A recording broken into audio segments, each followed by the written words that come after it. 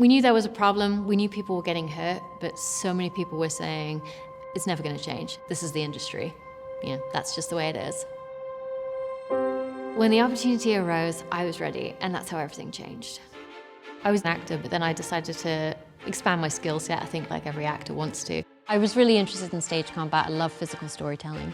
I took one fight class and I fell in love with just creating fights. What you're just gonna do is just gonna give them a little pulse of energy, eye contact, gonna get our hands out.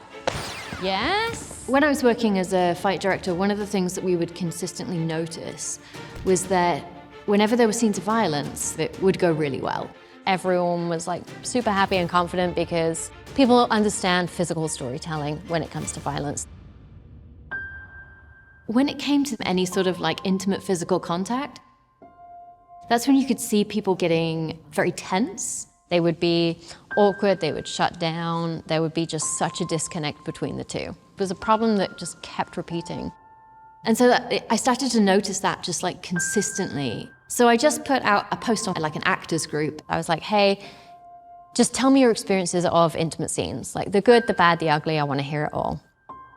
I was overwhelmed by the sheer number of the responses because every person that got in touch, not just actors, but also directors, stage managers said they'd had an awful experience with intimate scenes. Stories of sexual assault, stories of like violence, like people who are like, were still very, very traumatized for things that happened like decades ago. One of the sad things about reading the posts were people's sense of sort of like hopelessness about it. It's always going to be this way, it's always been this way, nothing's ever going to change.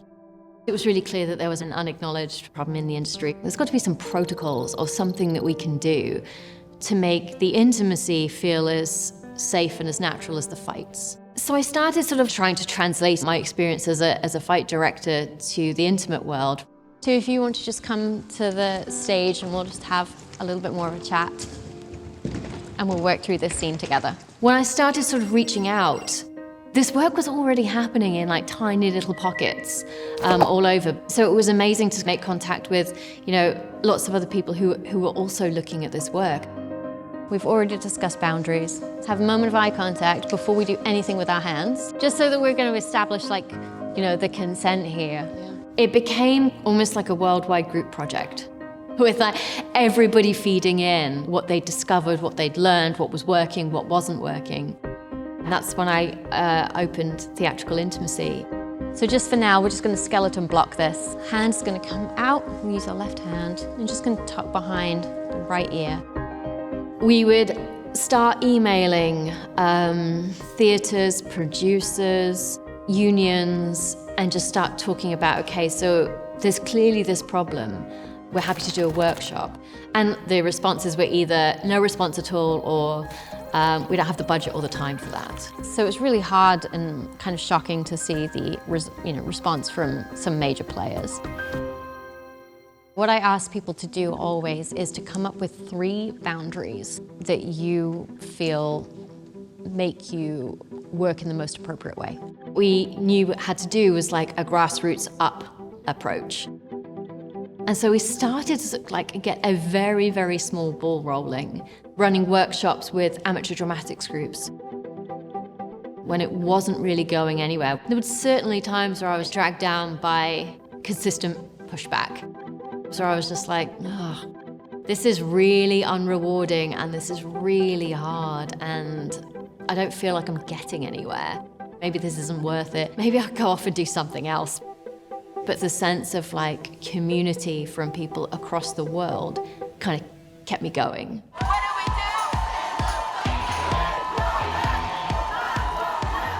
do? Then in 2017, the sort of explosion of Me Too propelled us. The Me Too movement, it is growing. Suddenly, people were interested.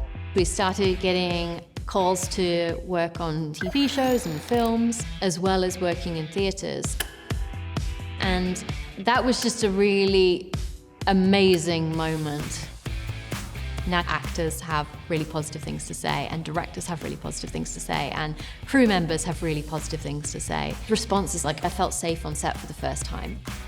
I'm prepared to do things on set that I would never have been prepared to do before. We're now having a conversation about something that I've never spoken about on set before.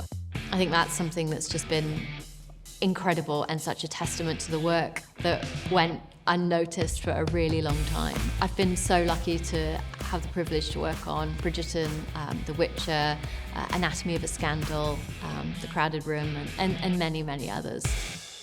Nothing would have changed if we hadn't been prepared when the moment arrived.